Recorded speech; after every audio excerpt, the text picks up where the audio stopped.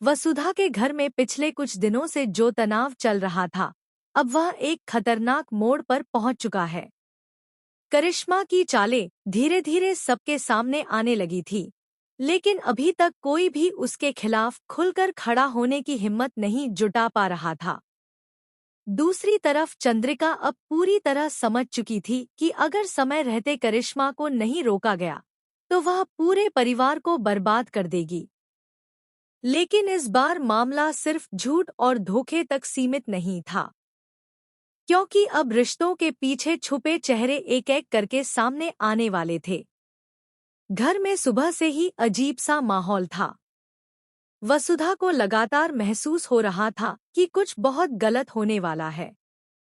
करिश्मा हमेशा की तरह सबके सामने मासूम बनने का नाटक कर रही थी, लेकिन उसकी आंखों में एक अलग ही बेचैनी दिखाई दे रही थी। ऐसा लग रहा था जैसे वह किसी बड़े डर के साए में जी रही हो। उधर देव भी पिछले कुछ दिनों से करिश्मा के बदलते व्यवहार को नोटिस कर रहा था।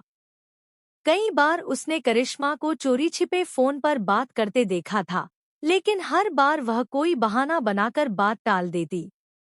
इसी बीच चंद्रिका को एक ऐसा सच पता चलता है जिससे उसके होश उड़ जाते हैं। उसे मालूम पड़ता है कि करिश्मा सिर्फ परिवार को तोड़ने की कोशिश नहीं कर रही, बल्कि वह किसी बड़े षड्यंत्र का हिस्सा है।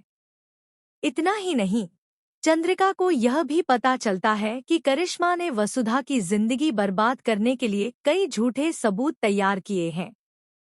यह सब जानने के बाद चंद्रिका का गुस्सा 7वें आसमान पर पहुंच जाता है। लेकिन कहानी में सबसे बड़ा ट्विस्ट तब आता है जब चंद्रिका को एक पुरानी फाइल मिलती है। उस फाइल में कुछ ऐसे दस्तावेज और तस्वीरें होती हैं जिन्हें देखकर उसके पैरों तले जमीन खिसक जाती है। उन तस्वीरों में करिश्मा किसी अनजान आदमी के साथ दिखाई देती है और दोनों मिलकर परिवार के खिलाफ साजिश की बातें कर रहे होते हैं।